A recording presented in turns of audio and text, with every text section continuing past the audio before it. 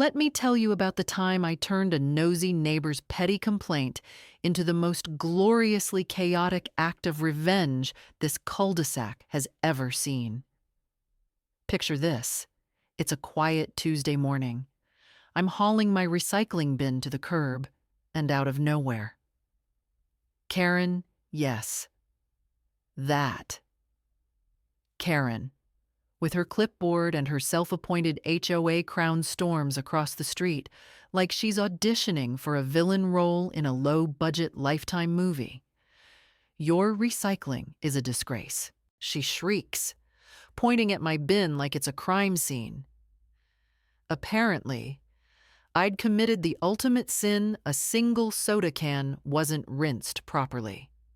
One freaking can. Now, I'm no saint. My recycling game isn't perfect, I'll admit. Sometimes a yogurt container sneaks in with a smidge of strawberry goo, or a pizza box has a grease stain because, you know, life happens.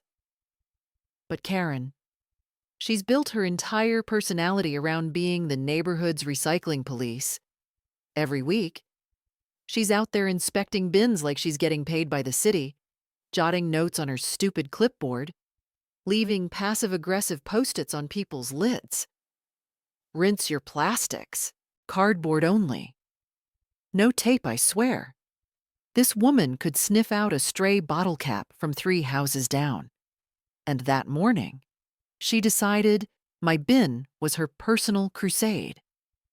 "I'm reporting this to the HOA," she says, her voice dripping with that smug, "I've got you now" tone. "You're making our street look like a landfill." A landfill, lady. It's one can, not a dumpster fire. I stood there, jaw clenched, watching her march back to her pristine lawn with its perfectly edged grass. And something in me snapped. Not the kind of snap where you lose it and start yelling, "Nah, I'm too petty for that." This was the kind of snap where you start plotting, where your brain goes, "Oh, you want to play? Karen, let's play." I wasn't just going to rinse my cans and move on. No, no, no. I was going to make her regret ever picking up that clipboard. Let me back up a sec. I'd been dealing with Karen's nonsense for months, her complaints about my dogs barking, my slightly overgrown shrubs, the time she said my Christmas lights were too festive for the neighborhood aesthetic. But the recycling thing, that was the final straw. I was done being her punching bag. It was time to fight dirty well. As dirty as you can get with recycling. So, I started scheming. Karen's whole deal was control. Right. She loved lording her HOA rules over everyone, acting like she owned the block. I figured the best way to get under her skin was to take her precious recycling obsession and turn it into something she couldn't control. I remembered hearing about a city program that funded community recycling drives. Free events where people could drop off their cans, bottles, whatever, and get a little cash or just feel good about saving the planet. Perfect. I'd host one right here in our neighborhood park and make it so big, so loud, so in her face that she'd choke on her own clipboard. I spent that evening on the phone with the city, sweet-talking some guy named Steve in the sanitation department. By the end of the week, I had a permit, a stack of flyers, and a plan. The twist: I didn't just want a recycling event. I wanted chaos. I wanted every kid, every grandma, every dude with a pickup truck full of beer cans to show up and make a mess of Karen's perfect little world. So I got creative. I posted on every local Facebook group. Next door. Even made a quick X post that somehow got a couple hundred reposts. Free recycling event, bring your cans, bottles, and bad vibes to Oakwood Park this Saturday. I offered free coffee and donuts, cheap ones from the gas station. But who cares, and threw in a raffle for a $50 gift card to the local pizza joint. I knew that'd draw a crowd. And to really stick it to Karen, I made sure every flyer had a line in fine print: event hosted in response to HOA overreach. Let's keep our neighborhood green. Petty maybe. Satisfying. Oh, you bet. Saturday rolls around, and holy hell, the park looks like a recycling apocalypse. By 9 a.m., there's a line of cars snaking around the block: pickup trucks, minivans, even a guy on a bicycle with a trailer full of crushed cans. The city dropped off these massive industrial bins, and people are unloading bags of bottles, stacks of cardboard, even weird stuff like old printer cartridges. I'm standing there with a megaphone, shouting, "Keep it moving, folks. Let's save the planet." While volunteers, mostly my buddies from the bar, sort through the chaos, the air smells like stale beer and cardboard dust. And there's this glorious, messy energy, like a rock concert for eco-warriors.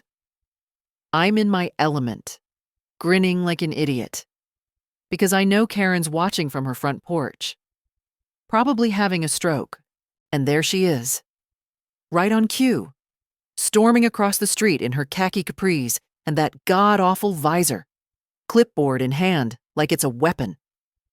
"What is this?" she demands, her voice cutting through the hum of the crowd. I turn, slow and deliberate, and give her my best who-me smile. "Oh, hey, Karen. Just doing my part for the environment. You inspired me. You know, with all that talk about my dirty cans." Her face goes red, beet red, like she's about to pop a vein. "This is a public nuisance," she screeches. "You're littering the park, I'm calling the city." I shrug, still holding the megaphone.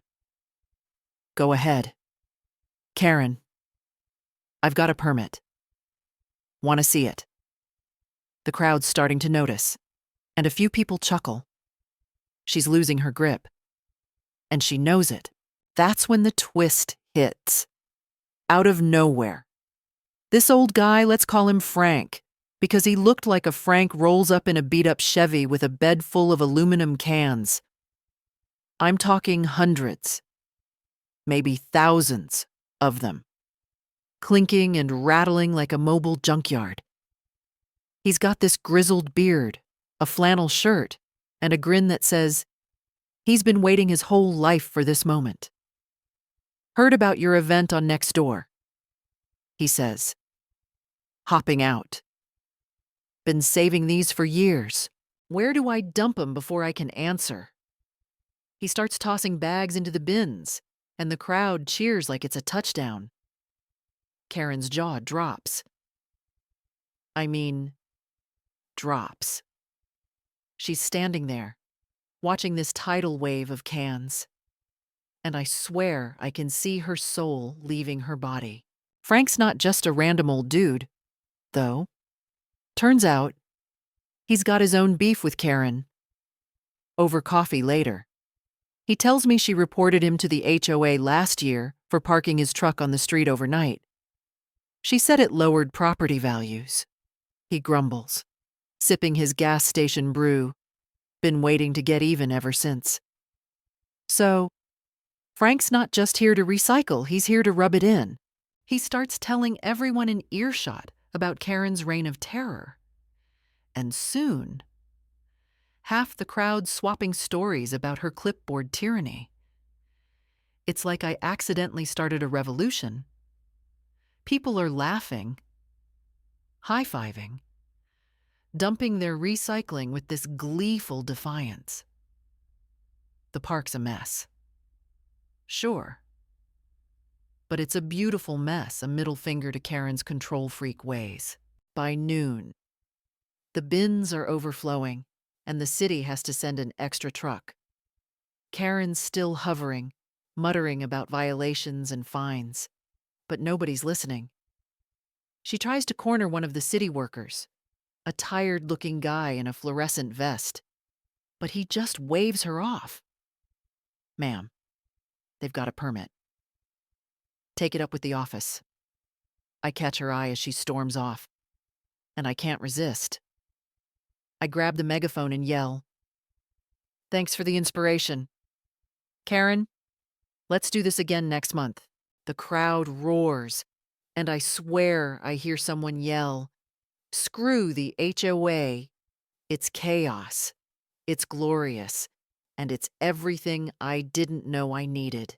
The event wraps up by late afternoon, and the park's a little worse for wear: some crushed cans on the grass, a few spilled coffee cups, but we clean it up.